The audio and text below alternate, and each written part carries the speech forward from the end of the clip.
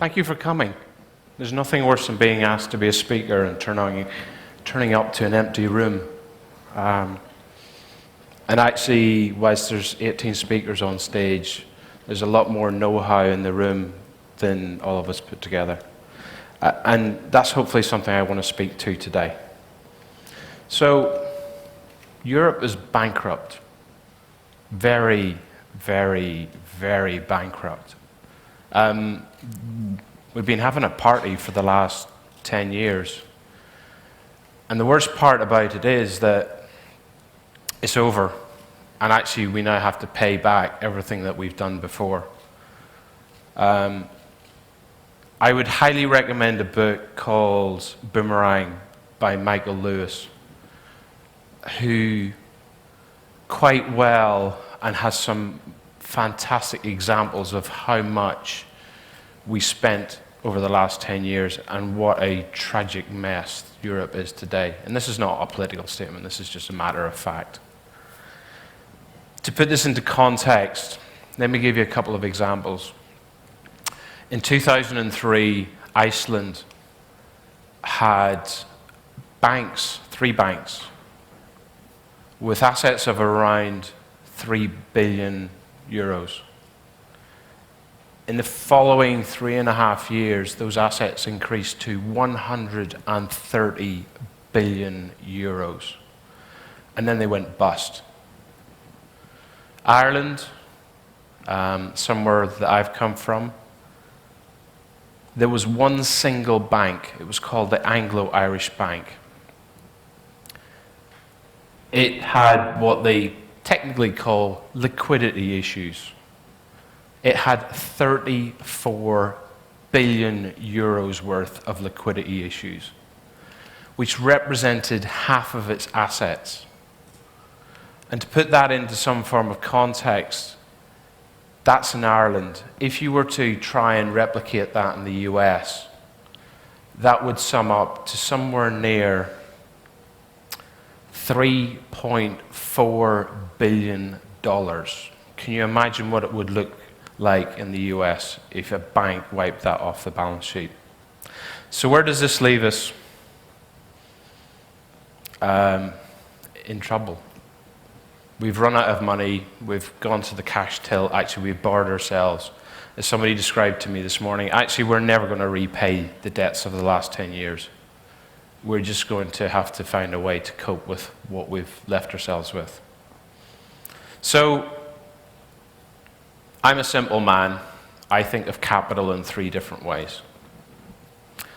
There's physical capital, fiscal capital, and intellectual capital. What do I mean by that? Physical capital is the stuff you get out of the ground, oil, mineral wealth. Fiscal capital, as I've described, we've spent that. We've run up all our credit cards in a big way, which leaves us with intellectual capital, which I'll touch upon later on. Physical capital is not something, unfortunately, Europe is particularly well blessed with. You either have to be somewhere very hot or somewhere very cold, typically, whether it's Australia or the Middle East or Russia. There's a whole different story about what is going to happen for the holders of that wealth going forward. Essentially, they have the fortunate or unfortunate position of actually being able to create influence and power going forward with the weight and might of that resource. As somebody once described to me, I want to buy a company, let's just pump some more oil out of the ground. That essentially leaves us with fiscal and intellectual capital for Europe. As I've just described, we ain't got a lot of money left. We still have some. But the key dynamic is how we interact and how we use the intellectual capital which exists in Europe and here in Lithuania today. But let's step back and just have a think about, there are some just simple differences between cash and brain power. Cash sounds like I'm a socialist, but I'm not. Cash is controlled by a very small number of institutions. The cash is typically passed from generation to generation through legacy.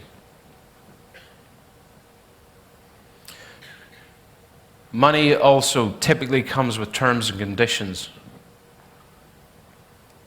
How much, how it gets repaid, where, when. And finally, actually, once you lend money, you can lend it once. I can give it to one person in the audience. I can't give it to anybody else. And this is where intellectual capital kicks in. Intellectual capital is not inherited through legacy. Intellectual capital is born into every single person in this room. It's widely distributed across the population. It's also the decision of those single individuals. Think of it, the difference between a centralized system versus a decentralized system. It is your right as an individual to share, to disclose ideas, views, feedback, mentorship. It is your right to determine what are the terms and conditions that you apply to the sharing of that information. If you're in McKinsey, you charge a lot. If you're Jon Bradford, you give it up freely. And I'll explain why I personally believe that that creates more value and wealth for me than charging on an hourly basis. The last part, intellectual capital, is very different. I can give it to one person, and that person can choose to pass that information on, not once, twice, many times.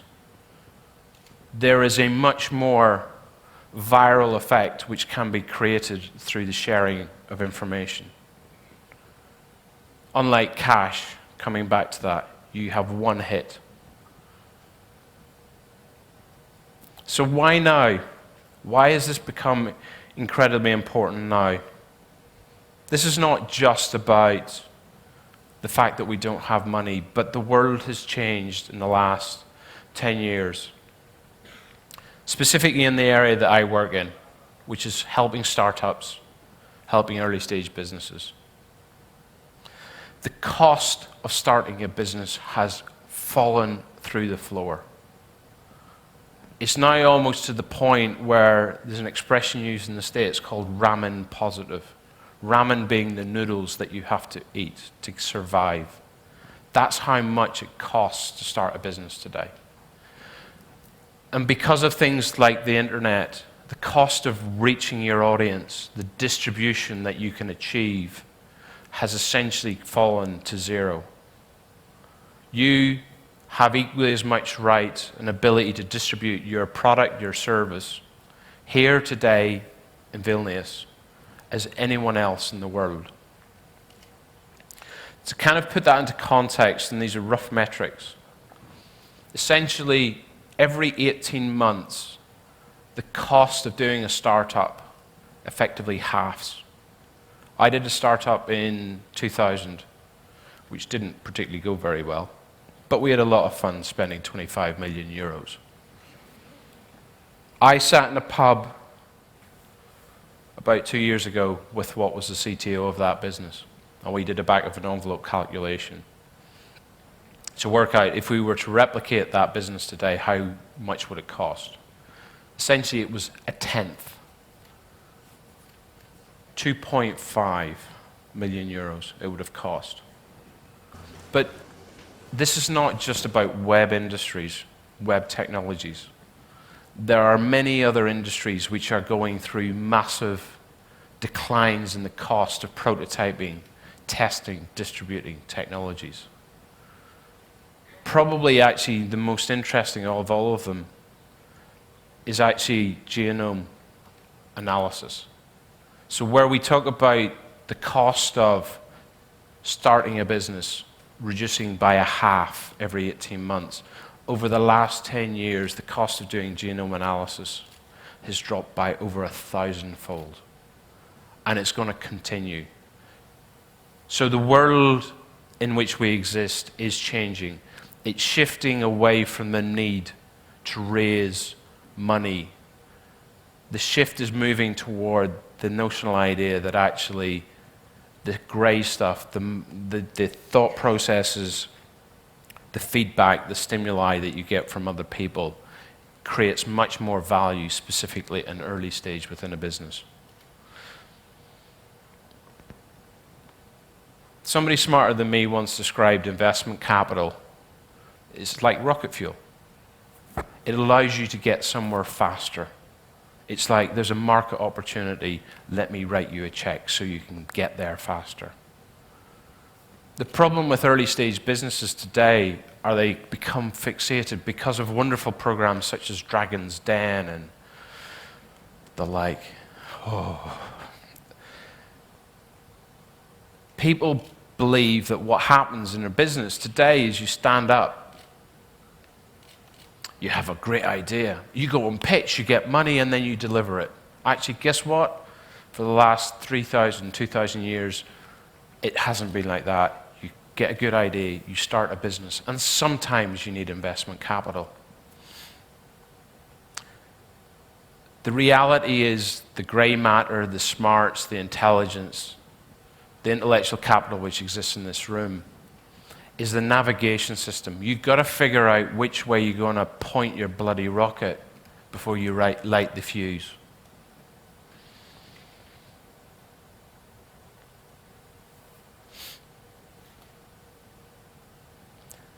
People believe inadvertently, specifically startups, that actually being mentored or people assisting you, it's a one-way process.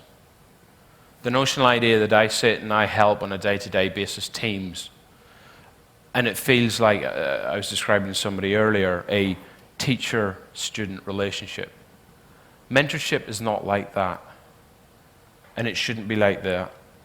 This is about peer-to-peer learning. This is about the sharing of information. I, as a mentor, and actually guess what? The 140 mentors that help support me in the program that I run today, turn up. Yeah, they do it because it's a cool thing to do and it's pretty hip and trendy at the minute. But actually, you know what? These are smart guys. This is about professional curiosity. The idea that somebody pitches you an idea and you give them feedback, it's a two-way process, it's interactive, it's a stimuli. You walk away from that as a mentor and you know more about topics. Your brain's been bent in ways that you hadn't expected it to. It's the visualization, somebody talked about it earlier. It's your perspective that you look at things. And when you put more people and have more people staring at ideas in different ways, interesting things happen. I have to use the F word. Sorry. Failure. That might be me later on in the bar. No, failure is the unspoken word in Europe. I actually hate the word. I don't think failure's the wrong word. But actually, the thing that we have to recognize in Europe today is actually failure is the cornerstone of our success. I was fortunate enough to be at a conference earlier in the week, and for the very first time ever, I heard somebody from the European investment funds talking about the need to create more failure. I almost kissed him. It might have been a bit embarrassing. But they suddenly recognized that actually the idea of actually stimulating an ecosystem and actually getting people to try is much, much more important. In the US, it's just culturally part of the process. I think it's because it's a young nation, yeah? Because it's much easier to say, we'll try something, we'll break it, and maybe it'll work. It might not, we'll try something else. Europe is born on a long legacy over the last 1,000, 2,000 years. But it is core to this. We have to accept that businesses will fail. Would is it better? We spend our lives as children. I have 3 small children, and they fail all the time, yeah? But as parents, we encourage them, yeah? So why suddenly at the age of 18 should we suddenly change our views? Why should we suddenly be dismissive of people who try and fail? There's also something really profoundly interesting when we come back to the capital issues. Investment capital, venture capitalists, angels, when they invest in a team that fails, guess what? They lose their money. That's part of the process. They build their models for failure. They assume that if they invest in 10 teams, over the balance of those 10 teams, they will make more money. But the key dynamic is they lose some, and hopefully they make it back somewhere else. Intellectual capital is totally different. Intellectual capital is a win-win scenario. If you try something and you succeed, you win. But the reality is, if you try something and you fail, you learn more actually than you probably when you succeed. You win. This is where the F word, as I will describe it going forward, is the wrong word. We're winning all of the time. We're winning as an ecosystem. We're learning from that. But there's also something else in that process. I'm going to talk about gardening now. This is my gardening analogy. Somebody smarter than me. This is the best part, my job. I meet lots of smart people, so nothing I've said is mine. I've just stolen it from somebody else. And I would actively encourage you to steal all of my ideas and claim them as your own. Yeah? If you're gardening, you spend your life pruning back stuff which isn't growing. You encourage growth with other things. But if you're a gardener, when you prune things and you dig out weeds, you might, but you shouldn't, throw them over the garden hedge. You put them into a compost heap. You break that down, you use that knowledge, and actually use that to feed the stuff that's growing really well. I actively encourage Europe to become one big entrepreneurial compost heap. I want people to fail, but I don't want them to be thrown away. I want them to be built back into the system. Part of that might be from their own next startup, but actually the likelihood is it's going to be by creating an ecosystem of people who try and understand the dynamics of what it is to be in a startup. For those startups that start to take root, we can use that knowledge that we've captured through all of the other learning and put it back and feed the startups that are taking root. It's the middle management, ironically, the businesses that need to grow, that actually are starved from actually the experience and knowledge because people get shunned from the ecosystem. Let's be honest, this is stuff Silicon Valley have been doing for 30 years. It's not the money that makes Silicon Valley that work. It's actually the knowledge, the gray matter. The bit that really drives me bloody mad is it's your responsibility to do this. It's not about having other people tell you to do it. If we really want to change what it means to be Europe, it's our responsibility to take that and to use it. It's not being dictated to, it's a personal attitude. If there's only one thing that you listen to or remember in all of this talk, is I want you to learn one thing or remember one thing. I want you today, at some point, to turn to the person on the left or turn to the person on the right and say, what can I do to help you? If everybody in the room today asked that question, the world would be a better place. We will meet people. By giving, you will get more. I have no statistical evidence to prove that, but I run a whole business on that. It's a pay forward. I hate that word as well. Genuinely, it's called being a good guy, but also trying to help others. I have the most enormous base of smart mentors. I don't actually, the cheap part is, I don't do any mentoring. I just get lots of smart people to do that for me. So, in conclusion, grey matter matters. The stuff in your head is in your head. Take it out of your head and put it in the world. Share it with other people. Share it with others because you deserve to have a better ecosystem. And actually, the world will be a better place. Thank you.